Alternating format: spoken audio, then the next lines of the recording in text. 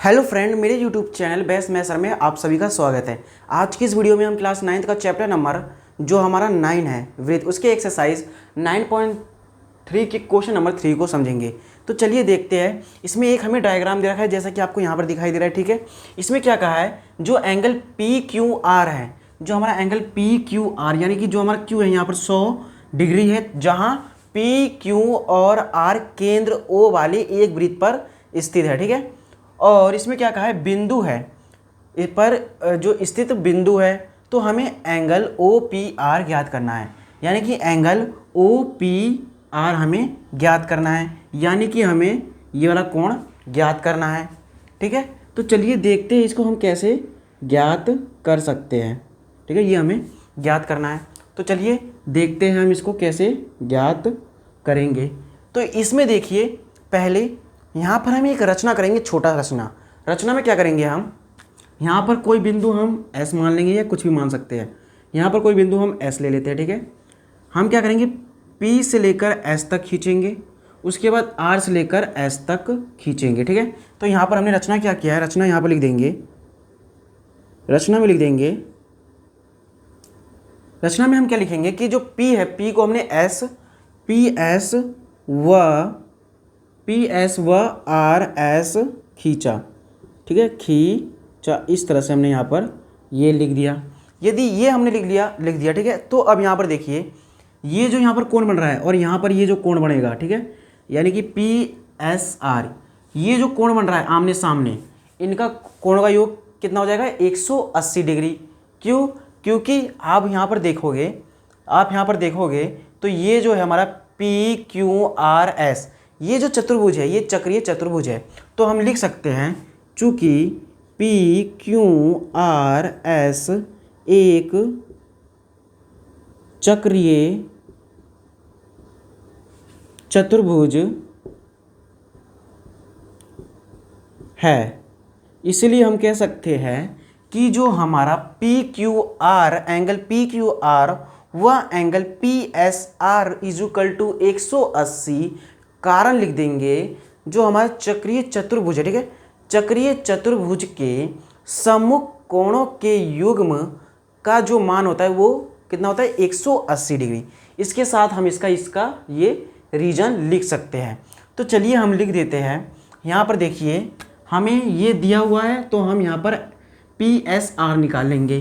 तो यहाँ पर लिखेंगे पहले पी क्यू आर, ये वाला कोण यानी कि पी क्यू आर और पी एस आर प्लस में कर देंगे angle P Q R plus angle P S R equal to 118, कारण लिख देंगे ये जो हमें दे रखा है, चक्रीय चतुर्भुज के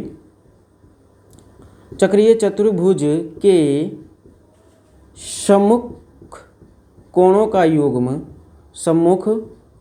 युग्म या कोण कितने होते हैं, 180 डिग्री, यानी कि आमने सामने वाली जो हमारा कोण है, जैसा कि हमने क्वेश्चन नंबर 2 में भी देखा था। तो चक्रीय चतुर्भुज के सम्मुख कोणों के युग्म कितना होता है, 180 डिग्री होता है। तो इस तरह से हमने ये कर दिया। अब देखिए, इसमें हमें किसका मान दे रखा है, जो हमारा एंगल पी क्यू आर, यानी कि जो यहाँ पर भी दे रखा है पी क्यू आर, ये हमें कितना दे रखा है, ये हमें दे रखा है कितना, 100। तो यहाँ पे लिख देंगे 100 plus angle P S are हमें निकालना है, बराबर 180 डिग्री। ये ऐसे ही रहेगा। ठीक है, आई होप आपको इतना समझ में आ गया होगा। उसके बाद देखिए, एंगल पी एस आर बराबर 180 माइनस कर देंगे, यहाँ पर ये प्लस में उधर जाके डिवाइड, यहाँ पर प्लस में उधर जाके माइनस में हो जाएगा, तो यहाँ पर घटा देंगे। तो एंगल पी एस आर बराबर कितना हो जाएगा हमारा, 80। ठीक है, इसको घटा के हमने इस तरह से निकाल दिया, तो ये हमारा कितना आ गया, 80। ठीक है, तो आई होप आपको इतना समझ में आ गया होगा। तो जैसा कि आपको मैंने बताया था, ये जो केंद्र से यहाँ पर एक त्रिभुज बन रहा है। ठीक है, यानी कि पी क्यू आर, ये जो त्रिभुज बन रहा है, यहाँ पर 880 है, तो इसका दोगुना यहाँ पर कितना हो जाएगा, 160, और ये यहाँ पर जो 160 है इसका हाफ 80, कारण अभी हम इसके साथ लिख देंगे। तो पहले हम लिखेंगे जो हमारा पी एस आर, ठीक है, एंगल पी एस आर है, यहाँ पर लिखेंगे एंगल पी एस आर, ठीक है। एंगल पी एस आर बराबर कितना, पी क्यू आर, ठीक है, P Q R, angle P Q are इस तरह से लिख दिए। इसका जो है ये दुगुना है, तो हम यहाँ पर 2 से इस तरह से गुना कर देंगे। उससे पहले हम इसका रीजन भी लिख देंगे। रीजन में क्या लिखेंगे हम, रीजन में वही लिखेंगे जो हमने क्वेश्चन नंबर 1 और क्वेश्चन नंबर 2 में लिखा था। तो ये लिख देंगे कि एक चाप द्वारा ये आपको प्रमेय बहुत ही अच्छे से याद कर लेना है, क्योंकि ये जो है हमारा क्वेश्चन 1, क्वेश्चन 2 और क्वेश्चन 3 में भी रिपीट हुआ है, ठीक है। तो लिखेंगे एक चाप द्वारा केंद्र, ठीक है, एक चाप द्वारा केंद्र पर आंतरिक कोण, ठीक है, आंतरिक कोण वृत्त के शेष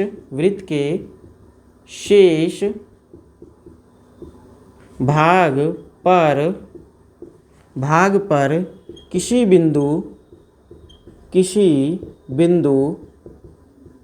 किसी बिंदु पर आंतरिक कोण, किसी बिंदु पर, ठीक है, किसी बिंदु पर आंतरिक कोण दुगुना होता है। इस तरह से हम इसका ये रीजन लिख देंगे। यानी कि इसमें वही बात है कि जो एक चाप द्वारा केंद्र पर आंतरिक कोण जो होते हैं वो वृत्त के शेष भाग पर किसी बिंदु पर, यानी कि ये जो आपको वृत्त देख रहा है इसके किसी भी शेष भाग पर किसी भी बिंदु पर आंतरिक कोण क्या होगा, दुगुना होगा। जैसा कि ये हमारा 80 है तो ये कितना हो जाएगा, इसका दुगुना 160। तो यहाँ से हम कह देंगे जो हमारा एंगल पी एस आर है वो बराबर, ये हमें कितना दे रखा है, हमें ये कितना दे रखा है, पी क्यू आर, ठीक है, ये हमें बताना है। तो पी क्यू आर ये हम कैसे बताएंगे, यहाँ पर देखिए ध्यान से, यहाँ पर देखिए ये जो हमारा एंगल पी क्यू आर ये ही हमें निकालना है ना। तो एंगल पी क्यू आर ये हमें निकालना है, तो इसका दुगुना होगा, तो हम इसमें 2 से गुना कर देंगे। तो देखिए यहाँ से क्या होगा, ये हमारा कितना निकला है अभी, ये हमारा कितना निकला 80, तो 80 से गुना कर देंगे बराबर P Q R, angle P Q are, यानी कि एंगल पी ओ आर, ठीक है, सॉरी पी ओ आर है, ठीक है। यहाँ पर जो एंगल पी एस आर बराबर एंगल पी ओ आर, और यहाँ पर इसको गुना कर देंगे तो कितना हो जाएगा 160। इस तरह से हमने यहाँ पर जो है एंगल पी ओ आर का मान निकाल दिया, ठीक है। तो ये कितना आ गया हमारा 160, ठीक है। तो आई होप आपको इसी तरह से ये अच्छे से समझ में आ गया होगा।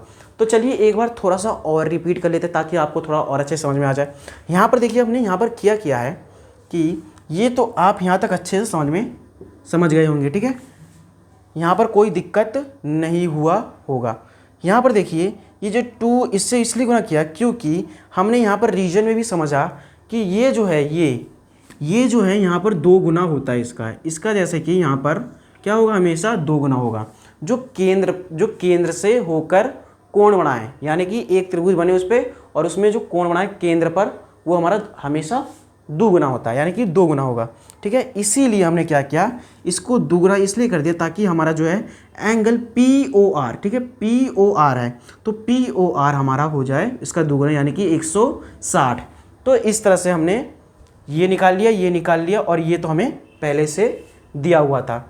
यदि हमने ये निकाल लिया तो हमें निकालना क्या है, हमें निकालना है एंगल ओ पी आर, ठीक है, यानी कि हमें निकालना है एंगल ओ पी आर, ये निकालना है। अब यहाँ पर आप ध्यान से देखेंगे तो ये जो हमें दिखाई दे रहा है ये और ये, ठीक है, पी ओ आर यहाँ पर लिखेंगे, त्रिभुज ये बन रहा है, यहाँ पर क्या बन रहा है, त्रिभुज। तो त्रिभुज पी ओ आर में, अब त्रिभुज पी ओ आर में आप क्या देखेंगे कि ये केंद्र है, केंद्र से ओ पी और ओ आर बराबर होंगे। क्यों, क्योंकि यहाँ पर आप ध्यान से देखेंगे ये हमारा केंद्र से खींचा गया त्रिज्या है, इसलिए 2 आपस बराबर में जो त्रिज्या, ये दोनों जो है त्रिज्या आपस में बराबर होती है, ये जैसा कि आपको पता है। तो हम कह सकते हैं जो हमारा ओ पी है वो ओ आर के बराबर होगा। तो हम यहाँ पर लिख देंगे ओ पी बराबर ओ आर, ठीक है, ये लिख देंगे। यदि ये दोनों बराबर है यदि इसके दो भुजा बराबर है तो इसके दोनों कोण भी बराबर होंगे। यदि दोनों कोण भी बराबर होंगे तो हम कह देंगे कि ये क्या है, ये जो त्रिभुज है कौन सा है, समद्विबाहु। ठीक है, समद्विबाहु त्रिभुज है। ठीक है, इस तरह से हम इसका रीजन भी दे देंगे। यदि जब ये आपस में बराबर है तो ये भी बराबर हो जाएंगे। जो हमारा एंगल OPR है, ठीक है, एंगल OPR बराबर हो जाएगा क्या, एंगल ORP, एंगल ORP। ये दोनों भी एंगल हमारे क्या हो जाएंगे, आपस में बराबर हो जाएंगे। कारण क्या लिख देंगे, कारण लिख देंगे ये जो हमारा दे रखा है, त्रिभुज के सम्मुख कोण बराबर होते हैं।